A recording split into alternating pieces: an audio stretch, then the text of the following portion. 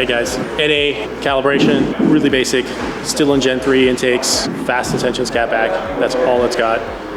Came into us and we got a baseline, did about 298 wheel, and after all of our tuning and everything, we got it up to 320 wheel. So not bad, it's just from tuning. A good example of a car that's in really good condition and responded really, really well to the tuning. So there you have it, really beautiful 2014 Nismo 370z, and it's a nice gray color too, so all good.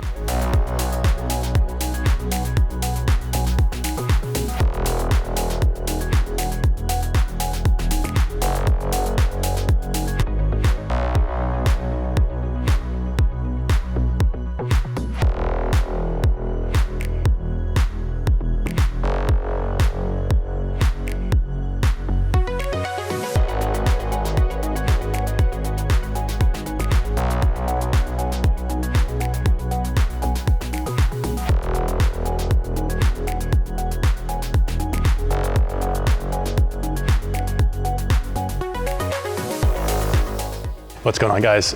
2009 GTR came in for a set of injectors, essentially a flex fuel upgrade. So we did ID 1050s, our flex fuel kit, did a little tune-up while we had the intake manifold off, cleaned the throttles, replaced the spark plugs, and got it back on the rollers, and did really good. So retuned it for 91, and we ended up with 552 wheel and 569 foot-pounds. Essentially just has intakes, FBO E85, so downpipes, white pipe, and that's really all that's to it. It does have HKS BOVs, so we did add the Visconti speed density kit B on this thing because it will retain MAF function, and drained all the 91 out of it, got E85 in, and we're up to 632 and 606 foot-pounds of torque. So really good numbers out of this CBA, and it will run better now that it is on a speed density kit, because it was just running on the MAFs with speed density, or sorry, it was running MAFs with the blow-off valves. So really something that should be done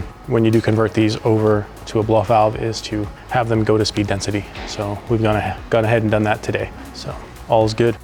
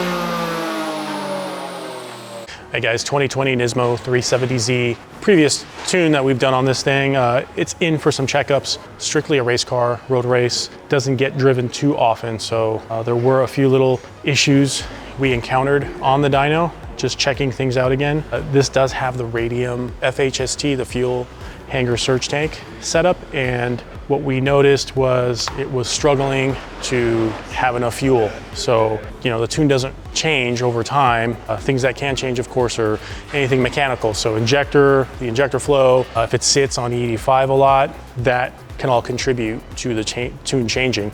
So in this instance, we hooked up our fuel pressure gauge to it, and we found that fuel pressure, once we added E85 to it, really tanked and did really bad. So, you know, it's only 2 years old, but, you know, things will fail, especially if things sit around, especially in ethanol. So this was our bad pump, and, you know, again, we could diagnose that because it was running really lean, and because obviously our fuel pressure. So this is why we have all this diagnostic equipment and the dyno to help facilitate fixing the car. So put a new AEM in the Radium surge tank, and we're back in business. We also, from Z1, got the 3-inch carbon fiber intakes. A nice little touch there, and put it back on the dyno, and not too bad. 357 wheel on E85, pretty healthy car.